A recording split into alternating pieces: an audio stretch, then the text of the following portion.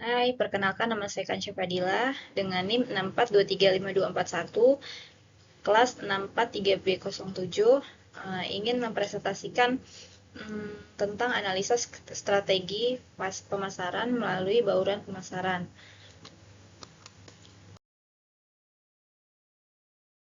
Baik, guys, produk yang pertama yang akan saya bahas di sini adalah handphone merek EQU 13 dari Vivo.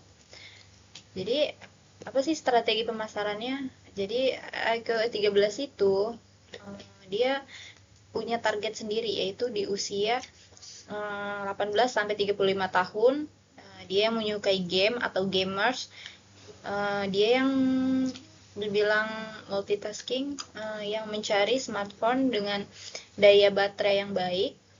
Jadi mereka itu menonjolkan sekali chipset Snapdragon 8 Elite mereka, dan fitur-fitur canggih lainnya. Jadi untuk harganya itu, harga resmi di gerai atau di toko online itu memang sedikit berbeda ya. Paling tergantung bagaimana promosi mereka, apa sih iklan mereka, atau memang potongan-potongan harga yang diberikan oleh e-commerce atau toko resmi ya. Jadi evaluasi strategi pemasarannya atau penggunaan marketing mixnya itu yang pertama adalah harga. Harga ini tergantung varian. Jadi untuk yang RAM 12 tambah 256 itu harganya 9.999.000. Ya bisa dibulatin ya 10 juta lah. Untuk yang RAM 16 itu dia harganya 11.999.000. Tergantung, kalau misalkan dia beli online itu tergantung dengan diskon atau promo dari toko online tersebut ya. Baik, kita bisa lihat dari produknya ya. Tadi sudah dibahas mengenai varian Vivo EQO 13 dengan RAM 12GB. Ada juga Vivo EQO 13 dengan RAM 16GB. Untuk kualitasnya itu dia menyediakan mode ultra game ya. Jadi dia bisa buat performa gaming, atau dia memperforma gaming jadi lancar, dan juga tidak gampang panas sekali ya, karena dia udah menyediakan sistem pendinginan. Jadi untuk fiturnya itu dia yang paling menonjol tadi Snapdragon 8 Elite, juga ada cooling system, terus baterainya itu 615 mAh tambah 120 watt. Untuk kemasannya itu EQO 13 juga dia punya efek RGB ya, bagian tepi bumper belakang, juga warna efek yang menyala, atau bisa disebut ya, tapi masih dalam tingkatan sederhana ya. EQO 13 ini mereka itu mempromosikan lewat YouTube ya. Jadi saya pernah melihat di channel YouTube-nya David Gadgetin, di mana dia mereview sendiri handphone gaming ini. Ada juga official Instagram-nya EQO 13. Ada juga TikTok-nya. Mereka menggait influencer untuk mempromosikan produk mereka ini dengan cakupan ya bisa dilihat oleh seluruh masyarakat Indonesia, baik yang di kota atau yang di desa. Untuk periklanannya itu ya bisa melalui media sosial, sales atau melalui event-event di mana promosi penjualannya itu melalui influencer, SPG atau sales promotion girl atau sales promotion boy. Jadi dalam produk ini kita bisa mengambil salah satu teori pendukung ya, yaitu yang biasa kita lihat atau kita dengar dari Kotler, Eng, Leong, and Ten tahun 1999, yang dimana marketing mix adalah seperangkat alat pemasaran yang digunakan perusahaan untuk mengejar tujuan pemasarannya di pasar sasaran. Jadi bagaimana kita lihat di sebelah kiri kita itu adalah perbandingan antara Xiaomi Poco F7 Ultra dan Vivo IQO 13. Dari perbandingannya itu sebenarnya harganya lebih mahal Vivo daripada Xiaomi, dan juga kualitasnya juga lebih unggul yang Vivo ya. Jadi di mana ada harga, di situ ada kualitas. Jadi untuk kelebihan spesifikasi atau kelemahan dari perangkat masing-masing ini sudah diuji. Jadi yang lebih unggul adalah Vivo IQO 17.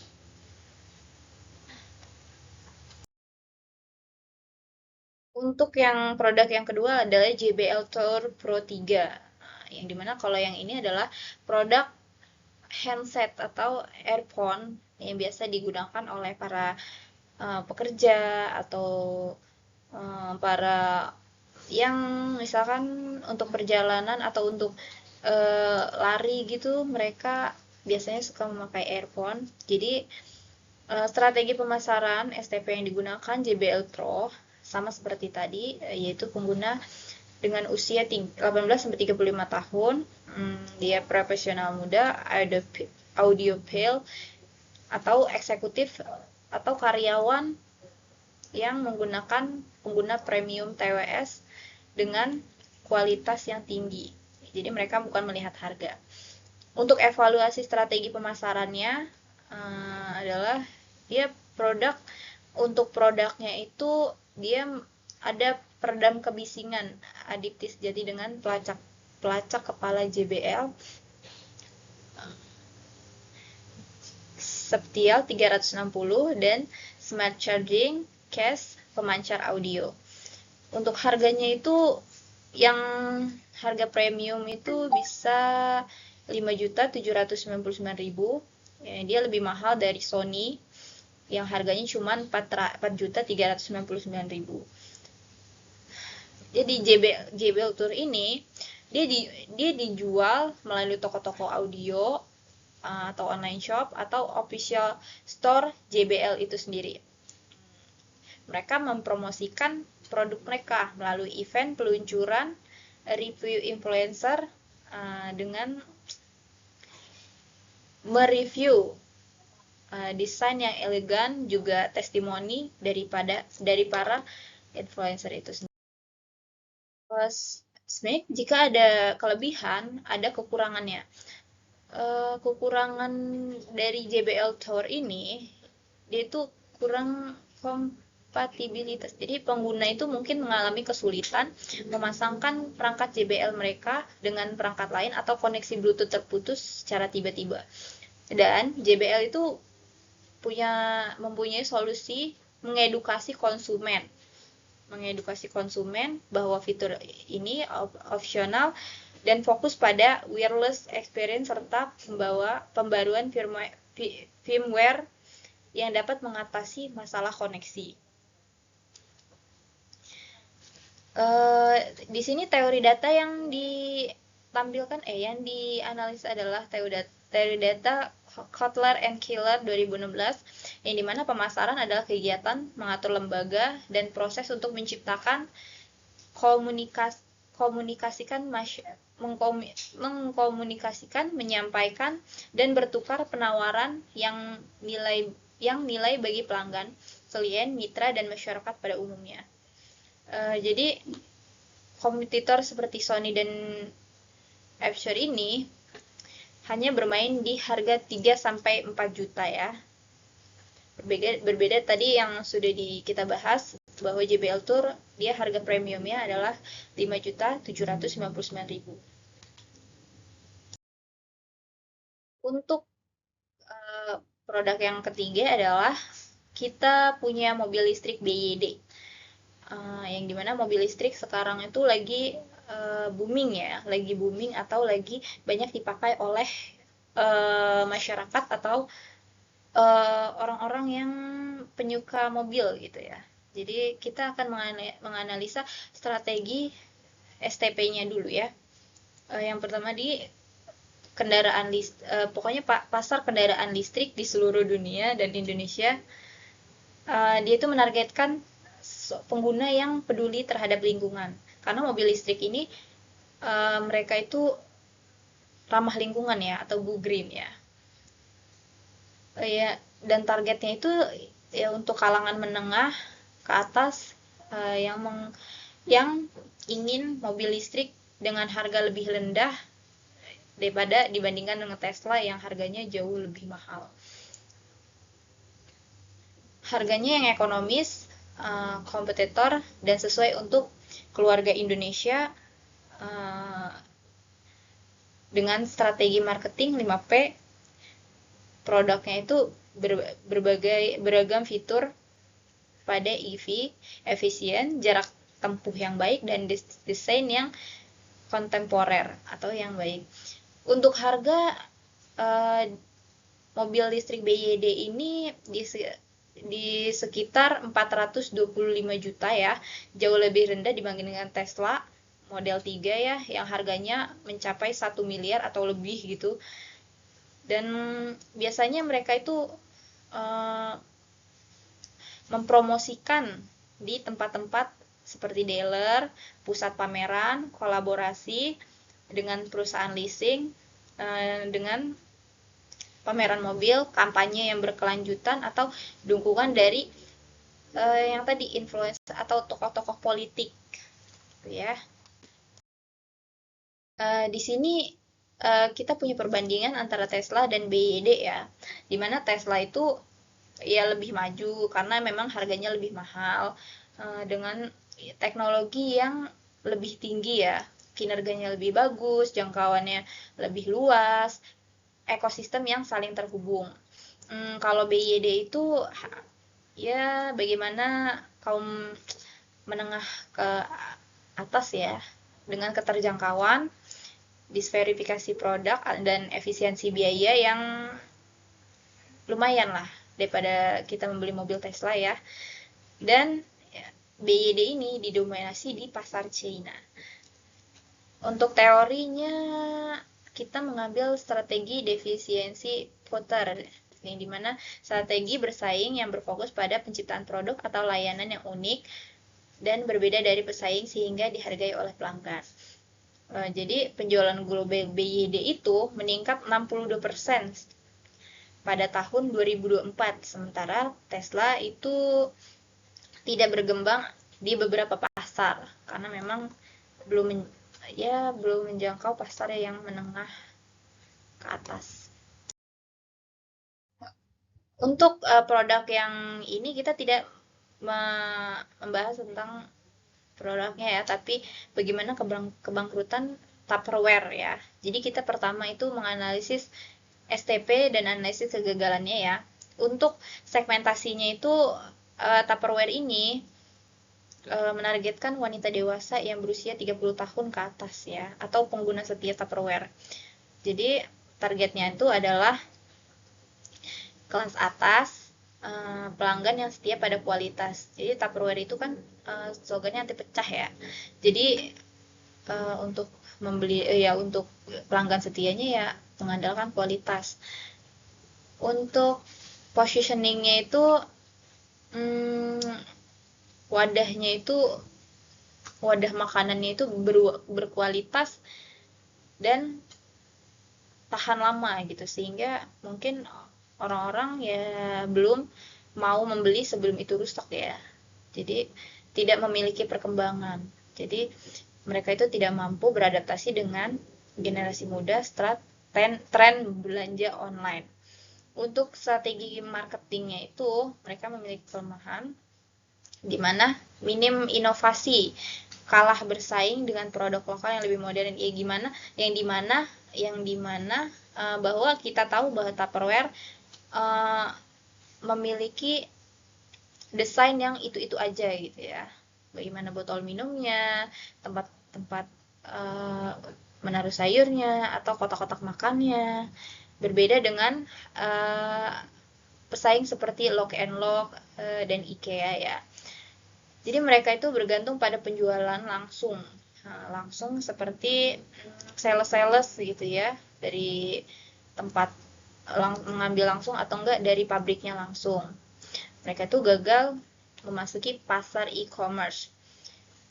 Dan untuk itu promosi yang lemah atau mereka itu tidak mempromosikan di media sosial seperti TikTok yang sekarang lagi trending, dan mereka tidak menarik minat para milenial yang akan membelinya. Jadi untuk teori dan data itu jadi dimana yang kita tahu bahwa siklus hidup produk Tupperware itu telah memasuki tahap penurunan, di mana penjualan menurun sebesar 25% antara tahun 2022 dan 2023. Nilai saham merosot sehingga 55%. Untuk produk yang selanjutnya adalah air mineral Aquaviva yang sekarang lagi viral gitu ya di TikTok maupun di Instagram. Jadi untuk analisis STP-nya itu sebenarnya harganya terjangkau untuk golongan menengah ke bawah atau anak-anak kosan yang malas untuk beli galon gitu ya. Aquaviva ini masih standar lah harganya ya. Jadi mereka itu menargetkan pembeli yang mencari sumber air bersih dengan teknologi yang canggih. Jadi Aquaviva ini dia air mineral yang punya 7 tahap nano purifikasi. Jadi untuk kesehatan juga ya. Untuk marketing mixnya itu, jadi dia punya keunikan ya, nano purifikasi yang tadi sudah disebutkan, dengan harga yang misalkan botol kecil itu harganya itu 6.300 per botol ya. Jadi dia itu setara dengan Fit, tapi dia lebih murah lebih rendah harganya dari Aqua. Jadi ini juga sudah tersedia di toko-toko terdekat atau di minimarket atau langsung dari jaringan distribusi bersama seperti Wingfood dan lain-lainnya. Jadi untuk promosinya itu mereka lewat TikTok ya, seperti yang beredar kemarin, ada yang undian ditutup botol, gimmick ya, gimmick. Ada juga yang katanya ada kotoran ya, padahal itu tidak benar ya, itu adalah gimmick promosi yang dilakukan oleh Aquaviva. Ada mereka juga punya apa sih namanya, iklan di televisi. Jadi mereka itu memasarkan produk mereka melalui iklan di televisi dan juga melalui promosi TikTok yang sudah dibahas tadi. Jadi kalau misalkan physical evidence, Aquaviva itu punya botol yang bening ya. Dia itu kemasannya yang tutupnya warna biru dengan label warna putih gitu ya. Labelnya rapi dengan logo 7 tahap filtrasi.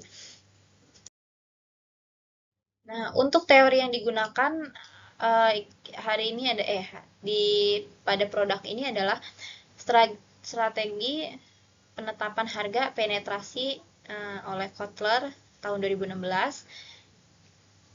Penetrasi pricing adalah strategi penetapan harga di mana perusahaan menetapkan harga awal lebih rendah untuk produk atau layanan baru mereka. Tujuannya adalah untuk menarik pelanggan sebanyak mungkin dan dengan cepat mendapatkan pangsa pasar yang signifikan. Yang mana kita tahu bahwa Aqua itu menguasai 55% pangsa pasar ya. Dimana ya, dan Fit 20%, dan juga Le Mineral meningkat. Aquaviva itu karena masih baru, jadi dia itu belum mencapai 5% untuk pangsa pasarnya. Demikian presentasi dari saya akhiri. Terima kasih.